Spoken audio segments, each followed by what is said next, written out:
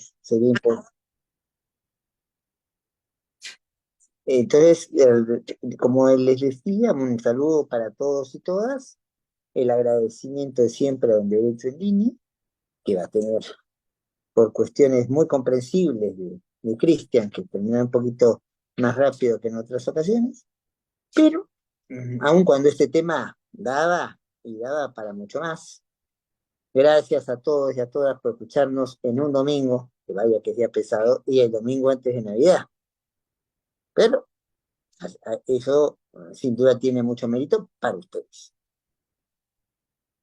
Hemos vivido, primero vamos a poner el contexto, ¿no? Un contexto donde hay un poder que controla las cuotas de decisión, pero que cada vez va careciendo más de credibilidad, de legitimidad ciudadana. 3% la señora presidenta, el señor presidente del Congreso entre el 5 o 6% según la encuestadora. Ninguna de las dos instituciones como tales pasan de los dos dígitos. Y hoy la estocada final. Otra encuestadora, en este caso Ipsos, señala que la figura considerada por los ciudadanos más negativa en el Perú es de lejos la presidenta de la República con un 62% de rechazo. Que ya no se trata solamente de lo está haciendo mal, sino que se me hace difícil soportarlo. Pero, aun cuando haya ministros dentro del esquema de ella que consideren ratas a quienes pueden estar haber hecho una protesta y por eso haber sido asesinados, o que justifique violaciones a mujeres aguajunas, porque eso eran las costumbres de la zona, y de otro lado tenga a ministros vinculados con sectores claros del crimen organizado, otro ministro que era uno de los principales conversadores, y no precisamente sobre el clima, con el jefe de los cuellos blancos, otro ministro para el cual no puede controlar qué es lo que se pone en una lata de atún para los niños que se vea en un programa para su alimentación, y que creen que las cosas cambian porque ya no se llama Cali Warma, sino de otra manera. Y así podríamos dar una mirada a varios ministros y ministras que están bastante desgastados en sus cargos. Pero la respuesta que se recibe es un problema de encuestadores. Nosotros acumulamos todo el poder en favor de un sector de la mayoría congresal, pero no queremos ser actores de Hollywood, no queremos, entonces no hacemos esto por los beneficios nuestros. No, no, no, no, está claro que lo está haciendo por beneficios de otros, que tienen tan manos libres que convierten al Congreso, y hay que decirlo con toda dureza, en un burdel. Y aquí el delito que se hay que investigar, y que no es el tema central en el país, pero que si hay algo que investigar no es prostitución, porque la prostitución no es un delito. Lo que es el delito es el proxenetismo. O sea, contratar o imponer a las personas a que se dediquen a la actividad de prostitución. El prostituirse por sí mismo no es un delito. Pero lo que ocurre es que parece que se han instalado instalaciones del Congreso, y no lo digo yo, lo dice el presidente de la Comisión de Fiscalización del mismo Congreso, que habría habido un intercambio de favores sexuales por la recepción de ciertos votos. Eso ya no es un problema de prostitución, es un problema más vinculado al proxenetismo, y el proxenetismo sí está sancionado, sí es delito. En ese escenario, donde el Tribunal Constitucional, yo soy muy amigo de mis amigos, pero más amigo de la verdad, y tengo sí muy buenos amigos del actual Tribunal Constitucional, ha tenido, frente a la presión de su aceptación bastante baja dentro de la población, y el problema es que no solamente baja, porque no hay muchos que hayan votado por ello, por una intención identificable, sino que ni siquiera sepan de su existencia. Yo remonto a encuestas de hace unos años, cuando nosotros estábamos en el tribunal, llegamos a ser la tercera institución mejor identificada dentro del aparato estatal peruano. Ahora el tribunal está bastante más lejos de eso. ¿Y por qué? Porque creo que le ha faltado, por lo menos en la imagen, y eso se proyecta en el imaginario general, una energía suficiente para marcar sus posiciones y su independencia.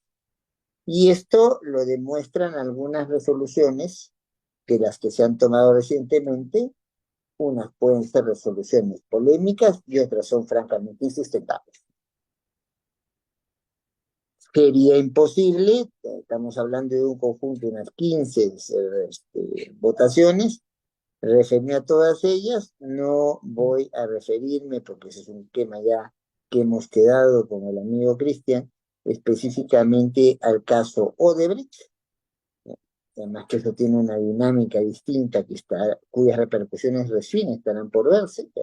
Ayer ha sido entregado al señor Medina y al señor Batters las copias que ahora las podemos pedir cualquiera de nosotros, sobre el convenio de Odebrecht, y lo que ahora interesa no es que tengan el convenio, sino qué uso van a hacer de esa información del convenio. Pues ese tema, siendo interesante, lo dejaremos aparcado. Vamos a otros casos. Básicamente quisiera centrar mi atención, tomando en cuenta los requerimientos de tiempo que se tiene por ser domingo y porque nuestro amigo Cristian tiene todo el derecho de reunirse con la familia. Ya estaba poniéndonos un villancico moderno al entrar aquí. Entonces, vamos a ir directamente, básicamente, a tres casos. Uno que suena realmente muy duro, que es el caso de Rivero Lazo, el general Rivero Lazo. Otro que es un caso muy polémico y que más bien ha jugado a presentarse de una manera para favorecer a quien en rigor no se ve tan favorecido que se quiera. Y un tercero que creo que de los tres es la alternativa más débil, menos conveniente en el tribunal, que afianza así una posición de recorte de sus ámbitos de acción para, en una mala comprensión del respeto de las competencias de otras instituciones, es considerarlas como exclusivas. Y no, el Tribunal Constitucional puede controlar no solamente las acciones en cuestión formal, sino las decisiones, la comprensión del objetivo, la comprensión del contenido, la comprensión de la finalidad de una decisión, sea administrativa, sea jurisdiccional, sea corporativa entre particulares, si es que considera que con eso se violan derechos fundamentales, o si es que considera que con eso se rompen con parámetros de límites constitucionales. Planteo estos tres escenarios porque son los tres escenarios que voy a poder hablar ahora, y llegaré a una conclusión si es que antes no nos está llevando en el bus nuestro amigo Cristian, eh, frente a cada uno de estos escenarios. Veamos Riverolas. Riverolas, para los muy jóvenes que nos siguen aquí, debe ser un hombre absolutamente desconocido. Riverolas tuvo un cargo muy alto dentro de nuestras Fuerzas Armadas en general. Estuvo involucrado, según se dice, con los sujetos, las situaciones de Utah, Barrios Altos y demás. Actor directo, muy discutido y discutible siempre. Se llega a la conclusión de que en caso de una duda, Rivero Lazo tuviese la posibilidad de, siendo una persona muy enferma, pudiese salir, pudiese ser liberado. Pero esto hay que explicar, esto que para algunos amigos míos también muy queridos han hecho sí, está bien, era un tipo que estaba ya agonizando, y la idea planteada incluso de la Corte Interamericana es que nadie debe morir en la cárcel. Pero lo que me resiente como razonamiento jurídico en este caso son dos cosas.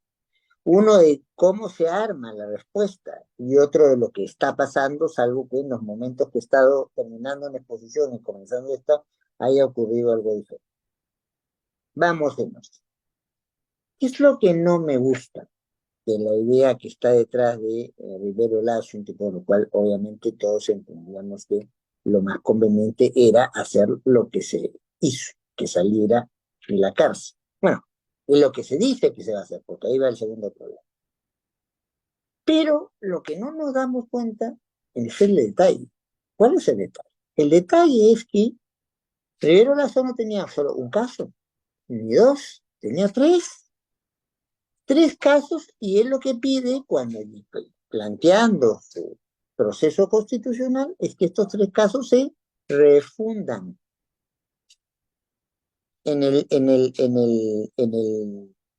y esto no suele ser permitido cuando estamos en casos cuya conocida no es clara. Y finalmente el Tribunal Constitucional, cuando le ha tocado pedidos de refundir casos, dice: quien conoce más de la materia penal y no de los procedimientos, de la defensa de los derechos en un proceso penal, el que determina si eres inocente o culpable no es el juez constitucional. El juez constitucional evaluará si se te ha seguido un proceso, se han respetado tus derechos dentro de ese proceso, si no se ha vulnerado ninguno de tus otros derechos dentro de ese proceso, no has sido torturado, no has sido obligado a declarar lo que no querías declarar, no has sido degradado.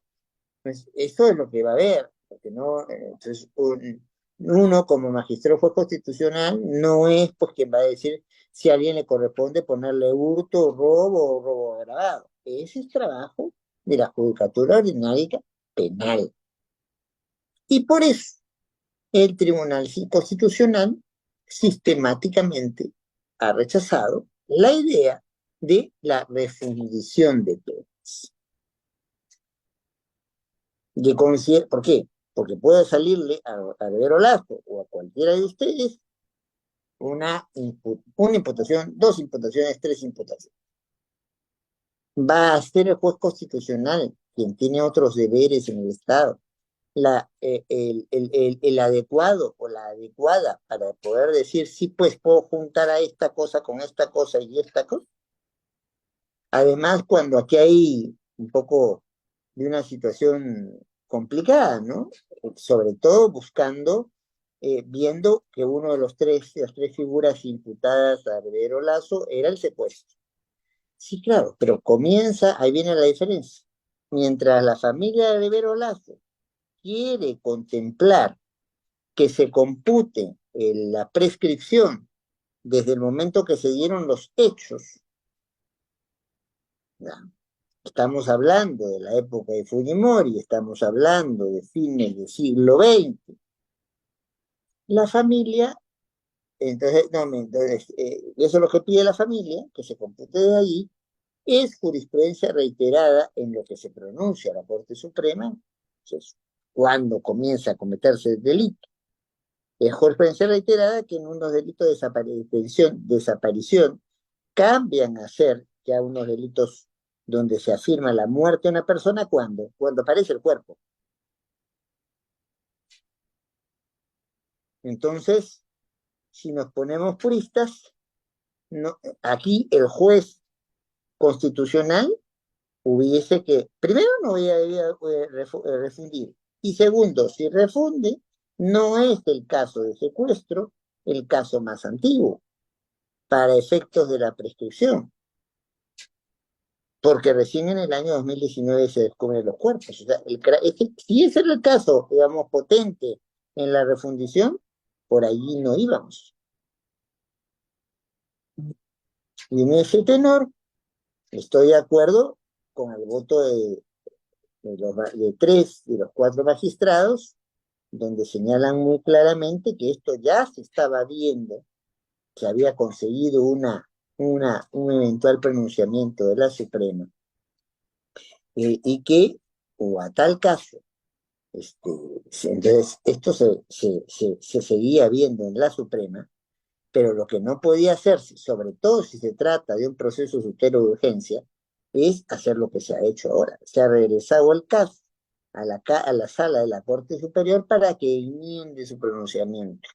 ¿En aras de qué? En aras de el nuevo tratamiento que se ha estado haciendo a las personas vinculadas con crimen organizado, porque resulta que algunos de los comportamientos que antes eran crimen organizado, ahora hay 49 menos.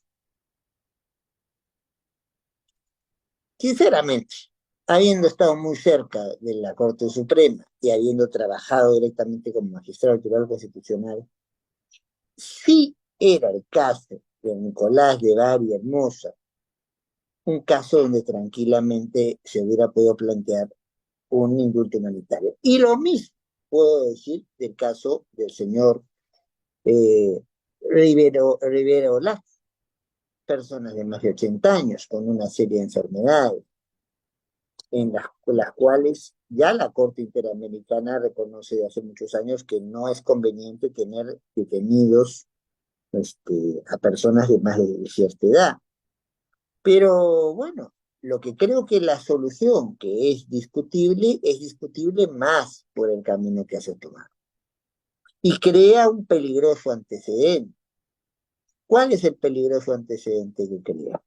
El admitir que a nivel del Tribunal Constitucional se pueden juntar perro, pericote y gato, y el Tribunal Constitucional hacer las veces de juez penal,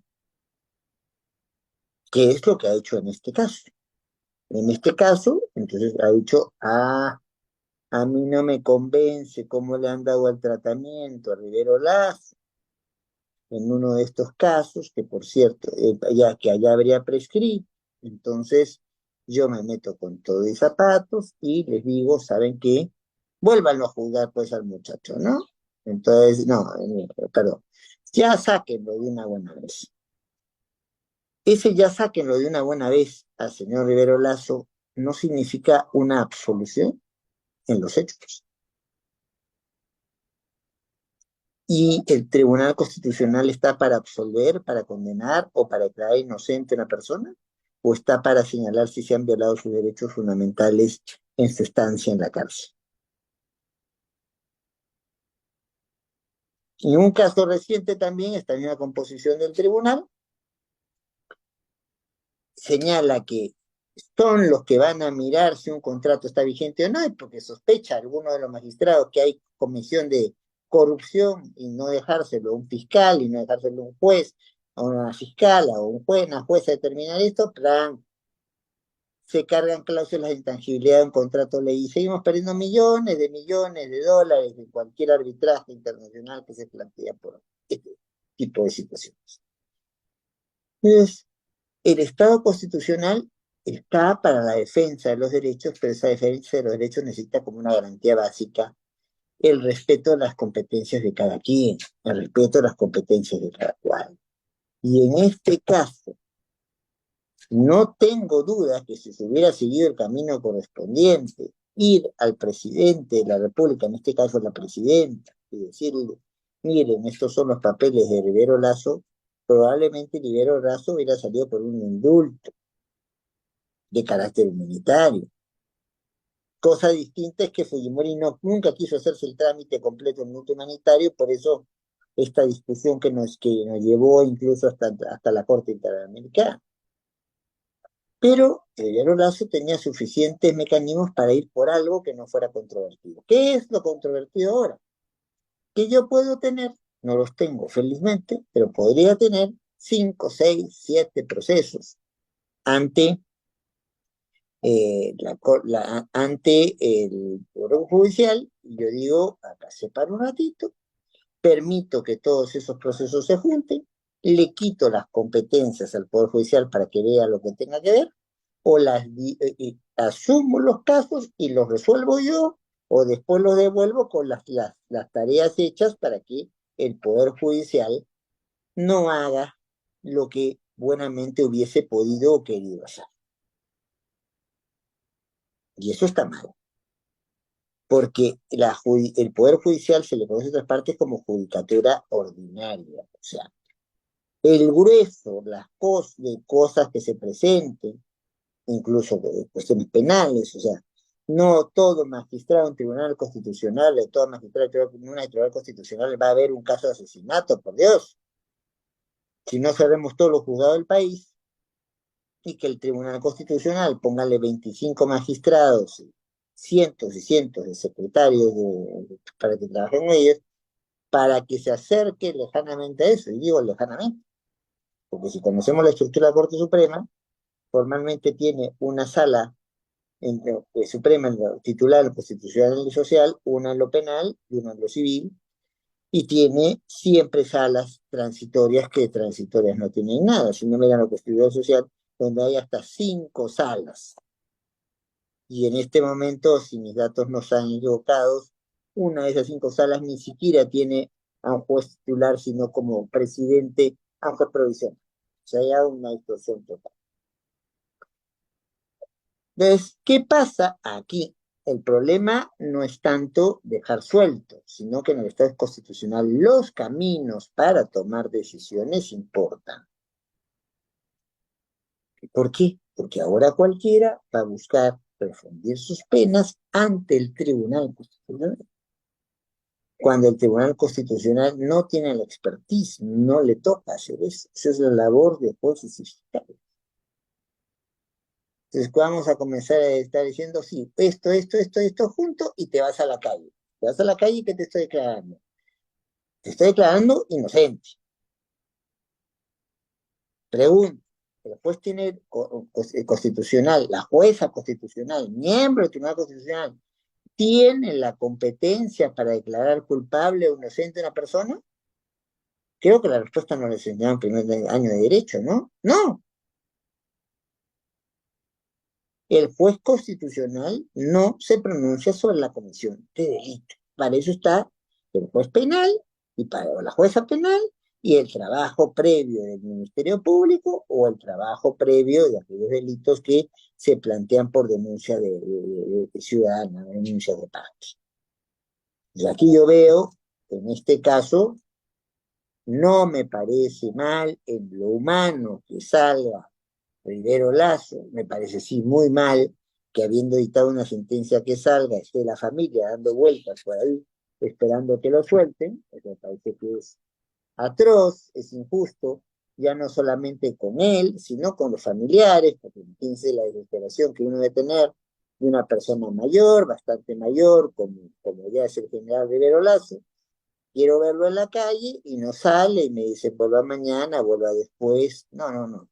Las sentencias judiciales, buenas o malas, están para cumplirse. Y si no estamos de acuerdo con ellas, las cumplimos.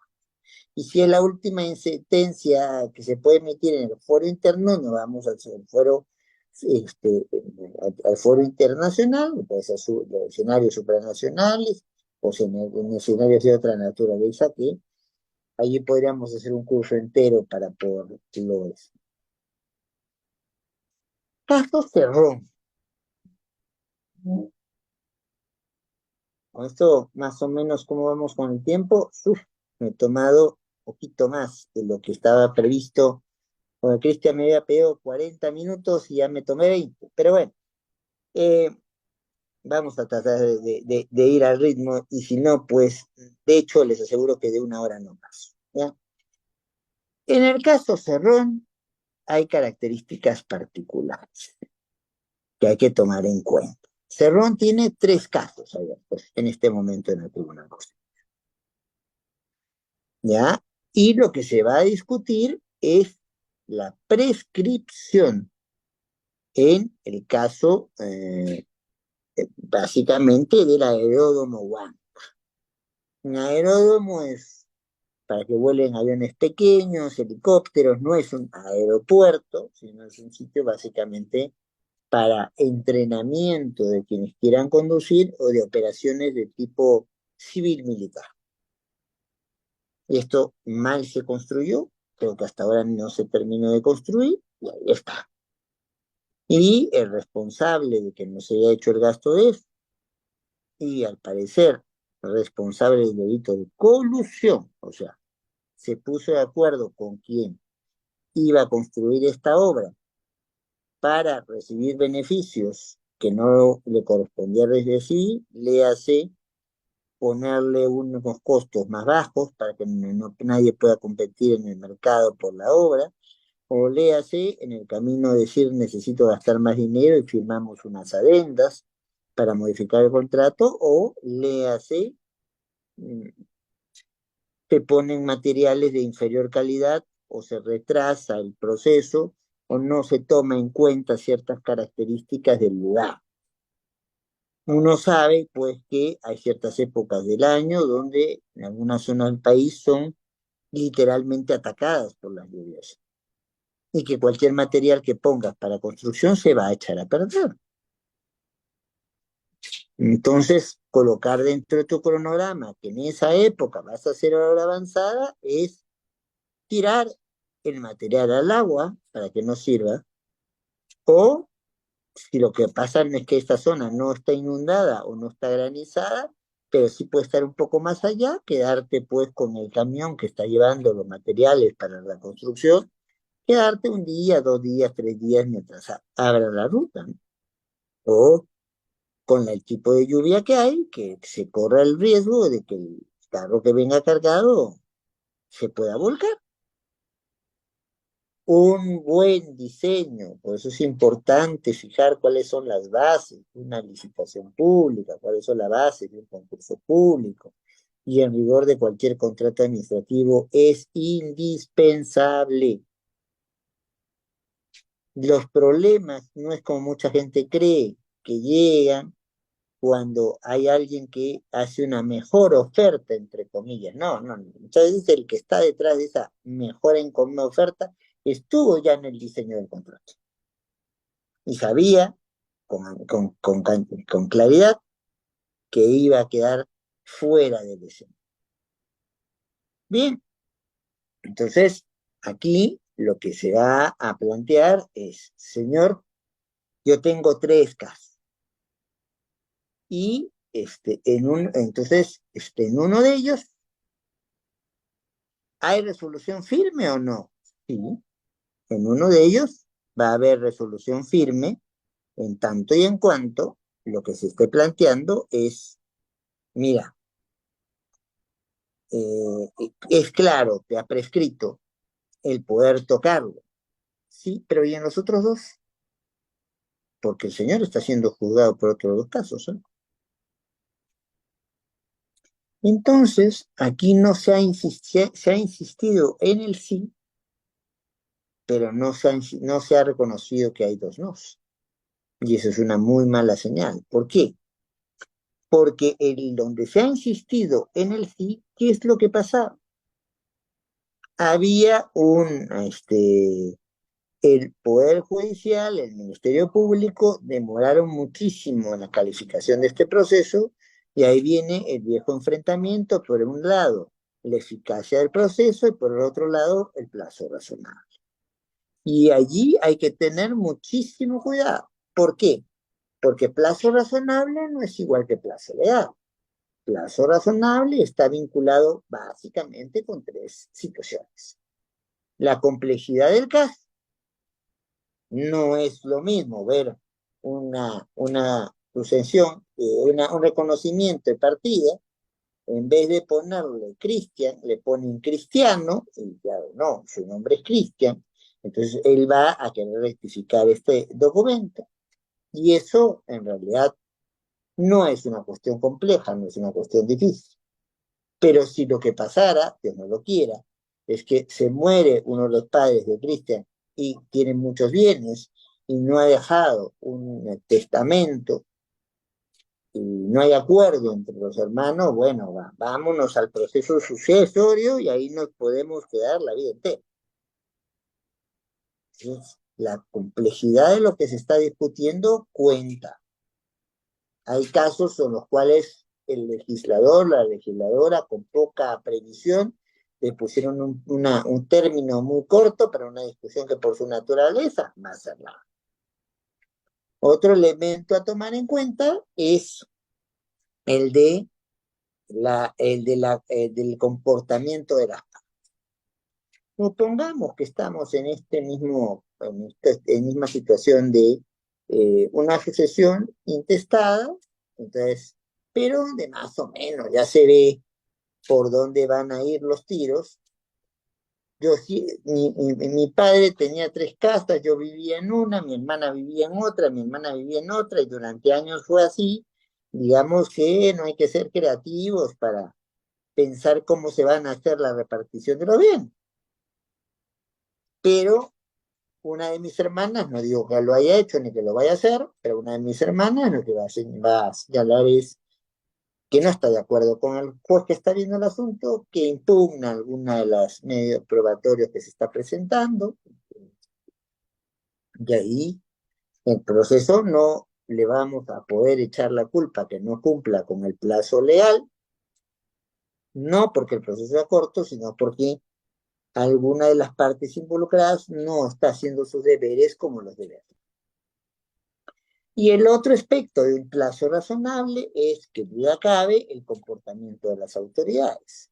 El típico ejemplo que, ya que nuestro amigo Cristian es de vocación penalista, le hemos puesto en más de una conversación, ¿no? ¿Qué pasa si, como, bueno, sobre todo por la pandemia son cada vez menos, tenemos una diligencia de reo en cárcel? En cárceles tipo Chayapalca, Sierra de Tacna, 5.000 metros, 5.100 metros de altura, no se entra ni siquiera por Tacna, tienes que entrar por Puno, por Juliaca para poder llegar. Y obviamente nadie se va con un solo preso o una sola presa para poder llevarlo a una diligencia presencial. Lo que buscan es llenar el carro.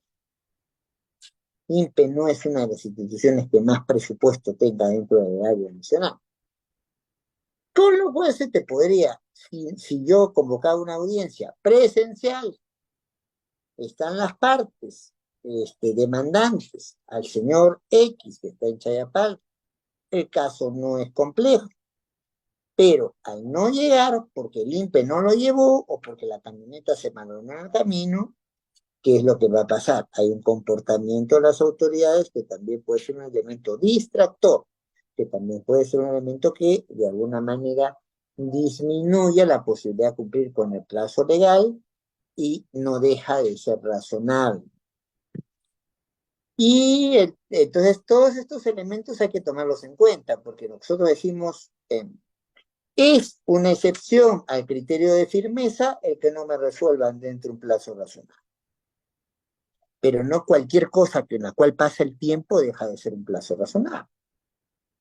Miremos el caso de los casos estos de los tres, solo llegó en mi época uno a la Corte Suprema, a la Corte de Tribunal Constitucional, muy peleados, por cierto, sobre tres exministros de salud a los cuales se les acusaba de haber promovido de sus despachos las esterilizaciones forzadas.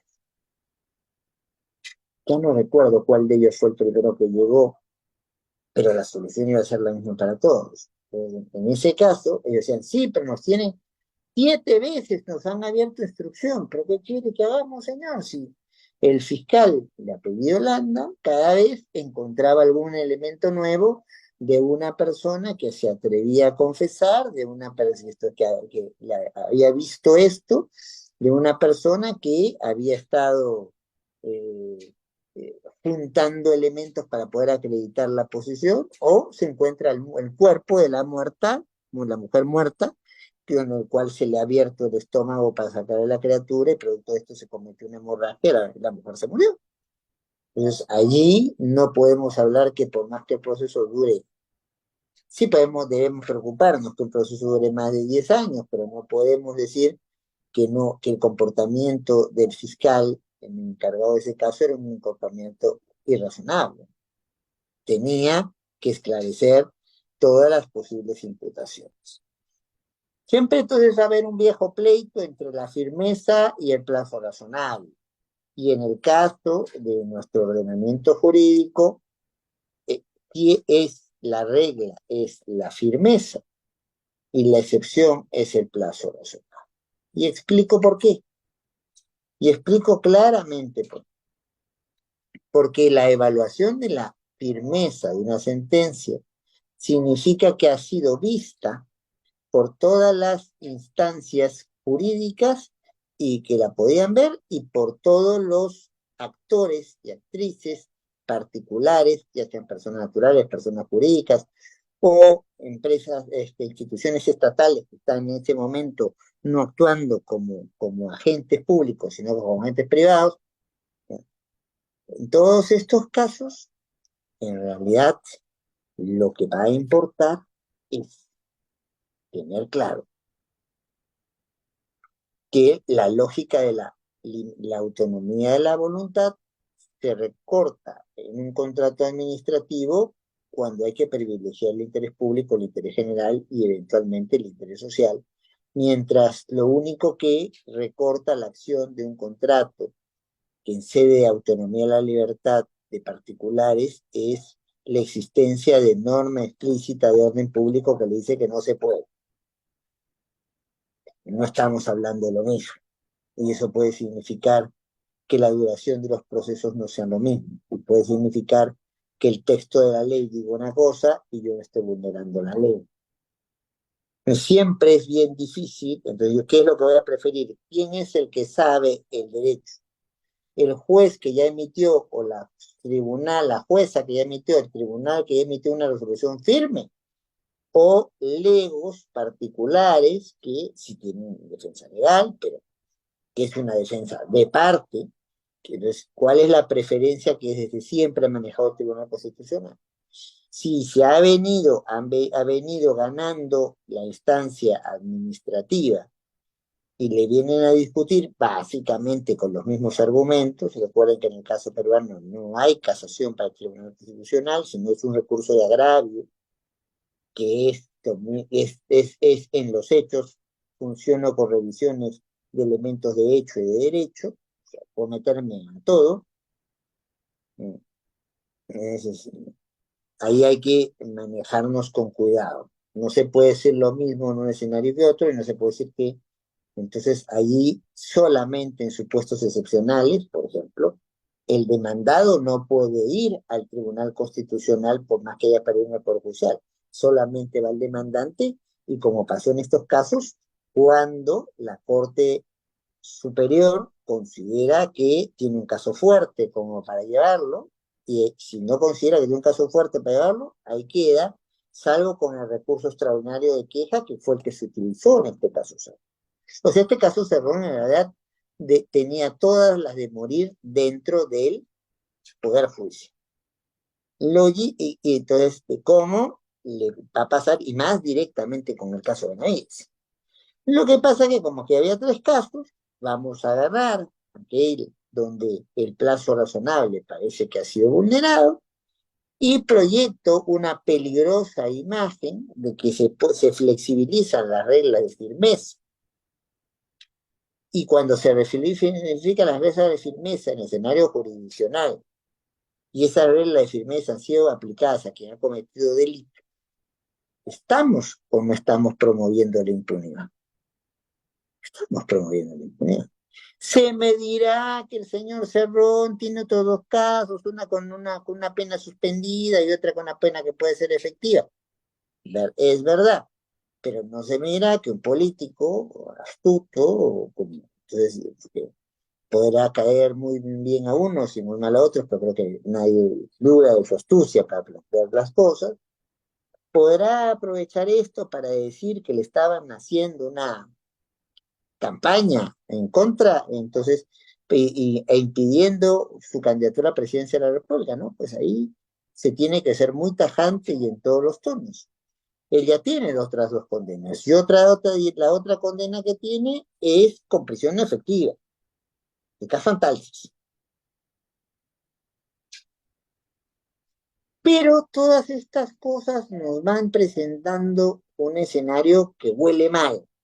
Huele mal porque pareciera que en función a yo puedo ser más flexible cuando tú eres mi amigo, puedo en vez de mandarte a un indulto humanitario por Cieno Rivero Lazo, muy cercano al fujimorismo, puedo ser más riguroso cuando, entonces, en otros casos, y puedo dejar la puerta abierta a que entiendan que el señor Cerrón ya no está siendo perseguido por la justicia, aunque todavía lo es, pero todos sabemos que hay votos de fujimorismo y el serronismo que se unen en el Congreso y hacen mayoría. Y esa mayoría fue la que nombró a la mayoría de los magistrados actuales del Tribunal Constitucional. Con todo respeto, uno debe tener un deber de ingratitud con quien te eligió, pero no sé si cierta falsa, ya estoy bastante veces haciendo las acotaciones a mis compañeros y colegas de la actual composición del tribunal, que la mujer del César no solo tiene que ser honesta, sino parecerlo. Entonces, si tengo ciertas dudas, ¿favorezco al Estado o favorezco los derechos que reclaman los ciudadanos? Pues lo segundo, no al revés, no al revés. Y esto nos lleva a caso, ¿cómo vamos de tiempo? Todavía tenemos un tiempo. Me hubiera gustado tocar más casos, pero ya veo que estamos un poquito apretaditos de tiempo. Eh, el caso Benavides. La señora Benavides es fiscal de la Corte Suprema y en esa condición se le elige fiscal de la Nación. Cuando fiscal de la Nación comete una serie de actos que son propios de la inhabilitación parlamentaria, pero comete una serie de faltas administrativas. Cuando hablamos de la inhabilitación parlamentaria es básicamente porque hay infracciones a la Constitución, porque ha hecho algo que la Constitución no le permite hacer.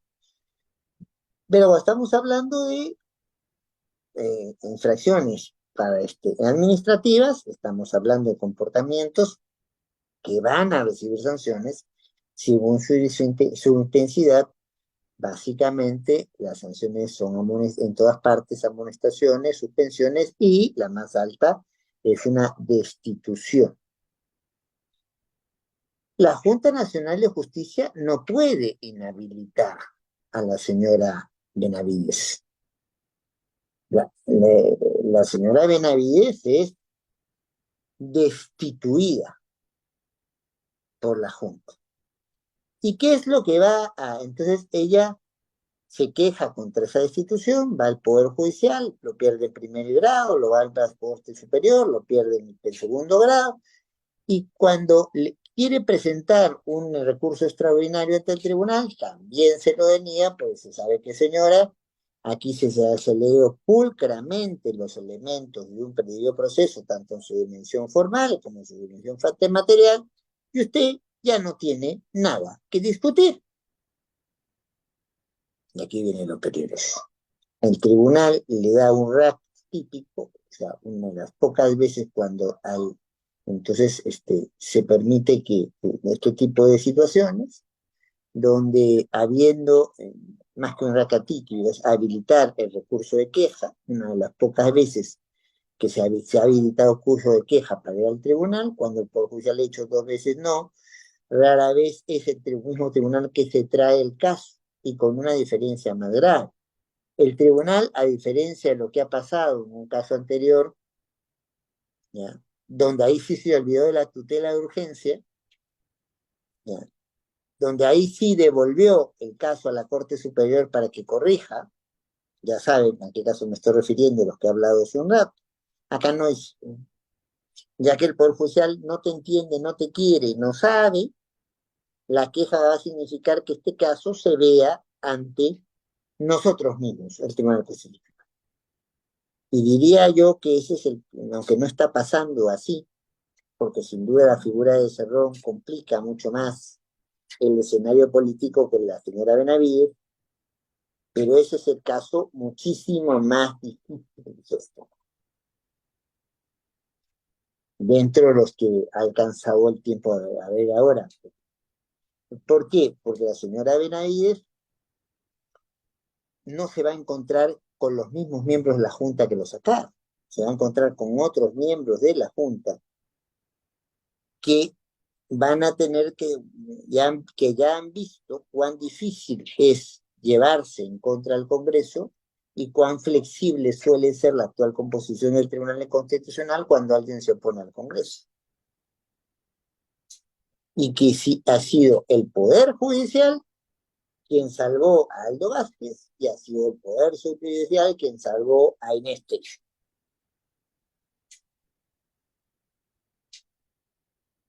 Van entonces, si se da una decisión de entrometerse en cómo se separa por las causales que la misma Junta Nacional, Junta de Jueces Fiscales Supremos tienen para sancionar a alguna fiscal suprema, se va, y si se va a quererse meter la Junta Nacional de Justicia, va a ser más difícil.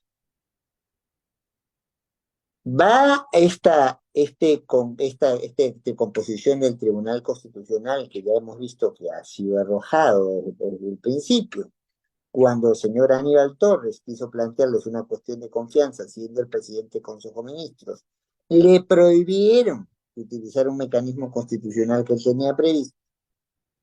Entonces, huele mucho a que en marzo, abril del próximo año tengamos a la señora Benavides de nuevo en la Junta Fiscal Suprema. Ahora, ¿y qué pasa con la elección que se hizo en el camino? Lo de Villena no cuenta, porque lo de Villena es un interinato. Pero ¿qué pasa con el nombramiento de la señora Delia Espinosa? Porque el argumento es claro. Si la sacaron irregularmente, y a esa conclusión llega el Tribunal Constitucional al abrirle la puerta de ver su caso. Lo nulo nunca estuvo y quién era la fiscal de la nación en el momento donde Patricia Benavides es separada del cargo. Y en cualquier cosa que hacemos con eso, maltratar las competencias de la Junta Nacional de Justicia y poner a una composición que sea más proclive a nombrar jueces y juezas, a ratificar jueces y juezas que no estén al lado del Congreso. Y de ahí nos quejamos si es que pasan a renovación a dos destacados, aunque polémicos, miembros de las fuerzas policiales. Las decisiones de nombramientos, ascensos y salidas técnicas no debieran, por ocasión alguna, tener la interferencia de un órgano político en su materialización. Repito, la toma de decisiones sobre ascensos, salidas, en organismos técnicos, que es lo que aspira a ser un poder judicial, un ministerio público, un Consejo Nacional de la Magistratura, no deberían ser guiadas por consideraciones propias de la clase política. No porque los políticos sean buenos y los técnicos sean buenos, sino porque la consideración del técnico es seguir ciertas reglas. Si es técnico en derecho, reglas jurídicas; si es técnico en economía, técnicas económicas, etc. Pero la pauta del análisis político siempre, obviamente no desconociendo parámetros constitucionales básicos, ¿no? Ya estamos en un estado que da para cualquier cosa, pero el político siempre se maneja con criterios, como bien lo diría Sagreberti, de calidad y de oportunidad. ¿Todos los días se declara la guerra a un país vecino a pesar de que nos ataque? No. En todas las zonas de Lima metropolitana, ya no a nivel de Congreso, sino gobierno, a toda la zona de Lima metropolitana, donde podía ponerse un estado de emergencia, que por cierto ha servido de poco, de nada, ¿se les ha puesto? No.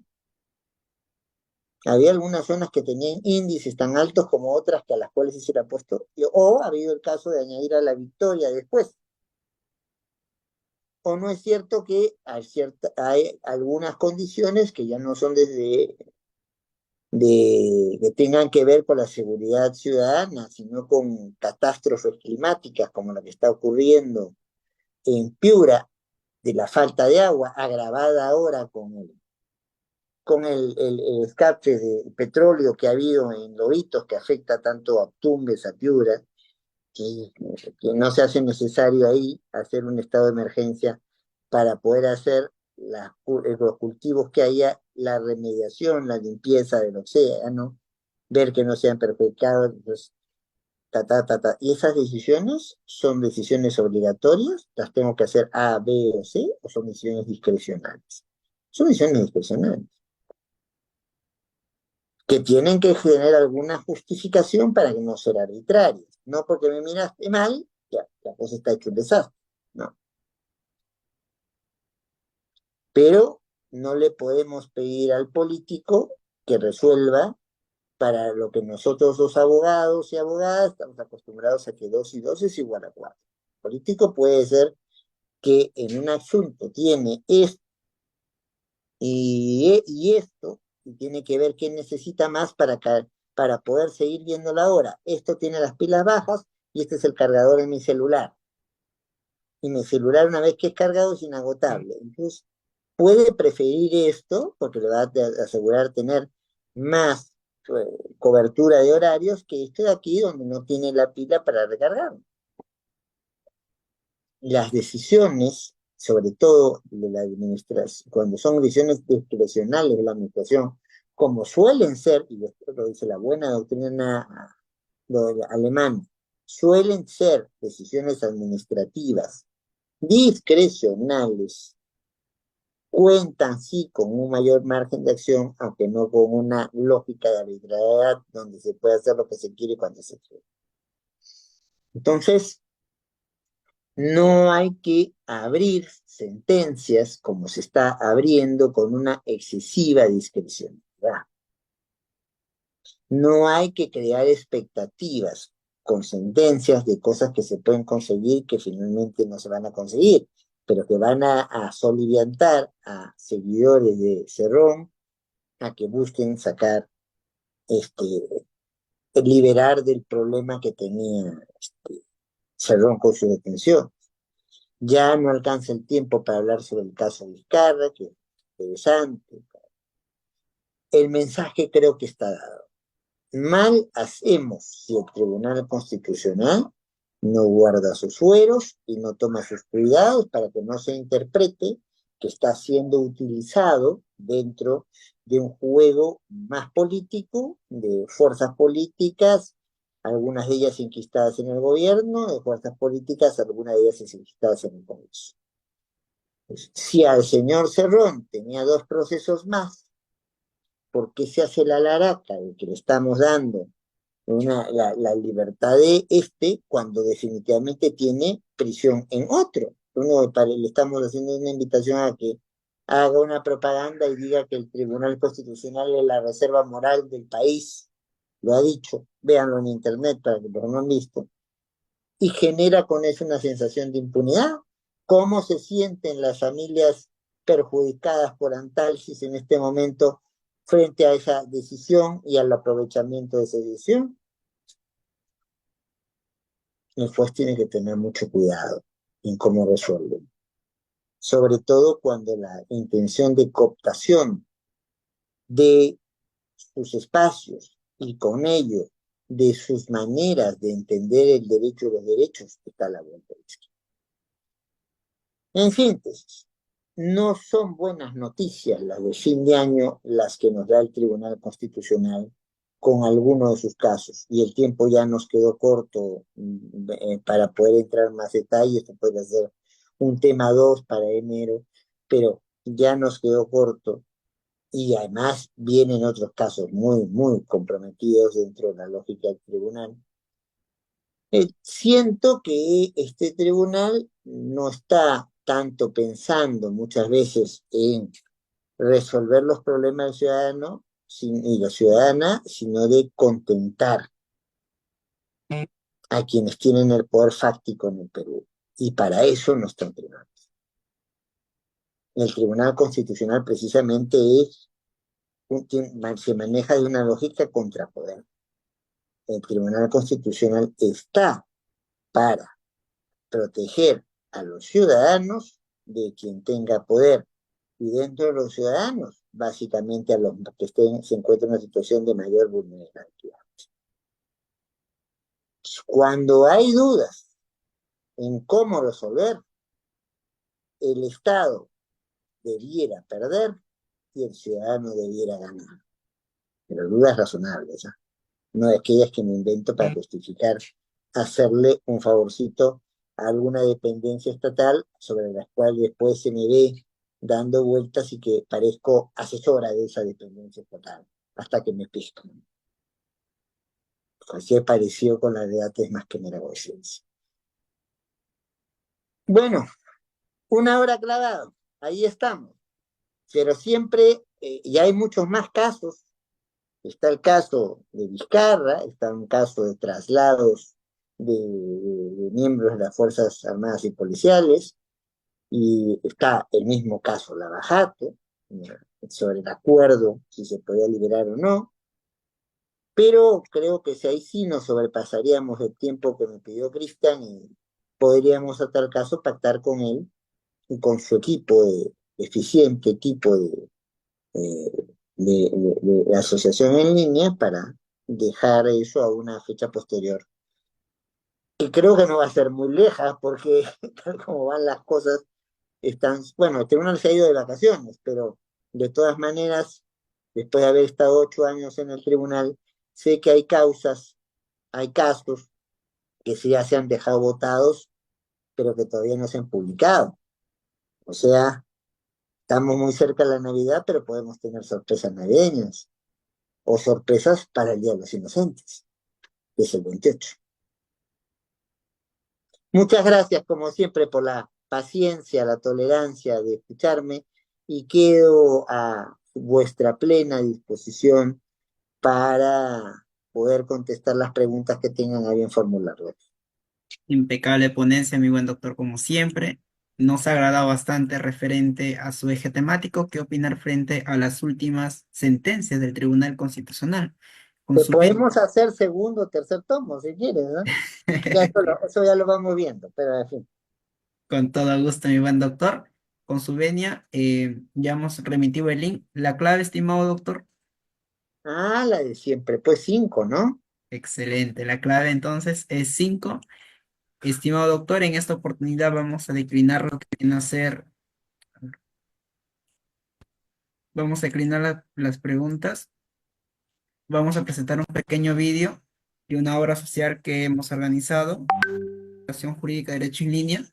Asimismo, pues expresar sus más sinceros agradecimientos de deseo de amor, paz y prosperidad por cada uno de los hogares. Sé que todos tenemos momentos especiales en la vida y entre ellos compartir a aquellas personas que tanto lo necesitan y que esperan nada a cambio, ¿no? Sin esperar nada a cambio. Y en esta oportunidad hemos apoyado al albergue Hermanitas de los Ancianos Desamparados. Asimismo, estimado doctor, agradecerle por cerrar con broche de oro nuestro último evento del año 2024, como lo aperturó, también va a cerrar el Cafeteando Jurídicamente y asimismo lograr una mejor calidad y enseñanza por vuestra asociación. Vamos a reproducir el No, video. sos los amigos generosos, solamente 2 palabras. No digas eso de abrir y cerrar porque parece que fuera yo el sepulturero del espacio, no. Acabarlo por este año. Y sí, aprovecho ya que va a ser probablemente con muchos muchas de las personas que están aquí presentes, realmente es potente el número de personas para hacer un domingo en la tarde-noche. Una muy feliz Navidad y un estupendo inicio de año para todas y todos ustedes, para todos y todas las personas que vean después la grabación y para sus queridos, desde Lima a cualquier parte del mundo. Un fuerte abrazo y ahora sí los dejo. Hasta Ahora luego. sí, reproducimos el video, doctor.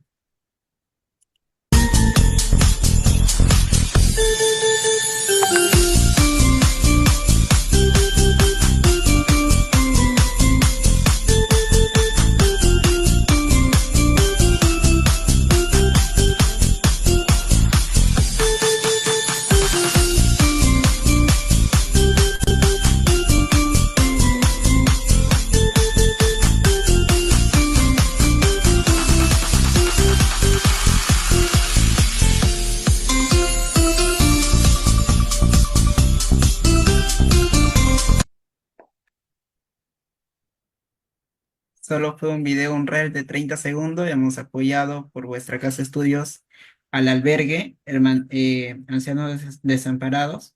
Así continuamente realizamos año por año. El año pasado organizamos canastas navideñas.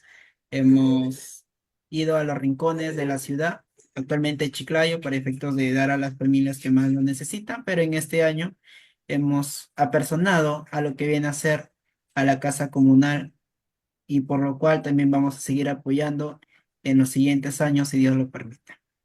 ¿Alguna palabra de reflexión, estimado doctor? Bueno, que aprovechemos que justamente las Navidades son el momento para acercarnos, para tratar de dejar de lado diferencias o por lo menos procesarlas. Es el momento de reflexionar, de repensar, de replantearnos qué hicimos bien, qué hicimos mal, porque para nadie es un secreto que estamos viviendo un momento de crisis institucional y de valores, y por ende, tomémonos el tiempo de las Navidades, no fundamentalmente en el consumo, sino en el acercamiento a las posiciones de los otros y de las otras, porque vamos a necesitar las manos de todos y todas para hacer de este nuestro país un mejor país. Nada más. Y bueno, si lo quieres esto grabar aparte, estás autorizado, ¿sí? Entonces, un fuerte abrazo ahora sí para todos, felices fiestas y estaremos nos viendo Dios mediante muy pronto.